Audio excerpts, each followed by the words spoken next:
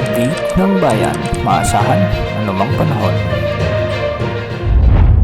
Magandang araw po sa ating lahat. Narito lang pinakuling update sa magiging lagay ng ating panahon sa araw na ito at sa mga susunod na araw. Sa kasalukuyan ay maraming weather systems ang nakakaapekto sa ating kapuluan na kung saan magdadala ito ng maulap na kalangitan at mga pulupulong mga pag-ulan. Unahin natin ang epekto ng shear line na kung saan ay magdadala ito ng maulap na kalangitan at mga kalat-kalat na pag-ulan at thunderstorm sa mga lalawigan ng Isabela, Aurora, Quezon Province at mainland Cagayan.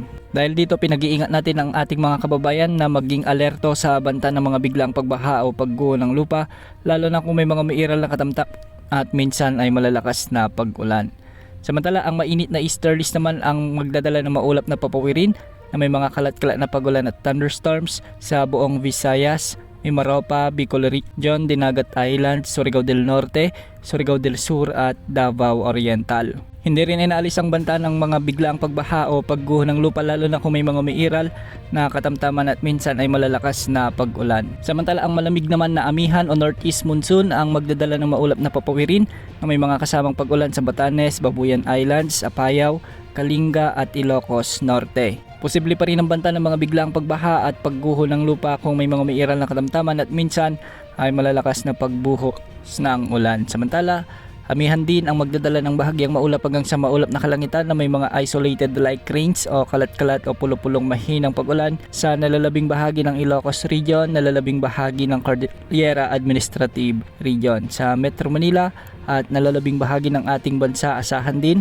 ang bahagyang maulap hanggang sa maulap na kalangitan na may mga isolated rain showers and thunderstorms. Dulot pa rin dito ng umiiral na easterlies at hindi rin inaalis ang banta ng mga biglang pagbaha o pagguho ng lupa lalo na kung may mga umiiral na severe thunderstorms. Para naman sa lagi ng mga pag-alon sa ating mga karagatan, maalon na karagatan pa rin ang inaasahan sa extreme northern Luzon, dulot ng pag-iral ng amihan at posibleng umabot hanggang 4.5 meters ang mga pag-alon sa mga karagatan dito. Posible namang umabot hanggang 3.4 meters ang mga karagatang sakop ng Central Luzon at nalalabing bahagi ng Northern Luzon. Sa nalalabing baybay ng bansa, posibleng umabot ang mga pag-alon hanggang 2.5 meters. Wala pa rin tayong minomonitor na LPA o bagyo na posibleng makapekto sa ating bansa sa susunod na 24 na oras at ang iiral lamang ng mga weather systems ang magdadala ng mga pag-ulan sa ating bansa.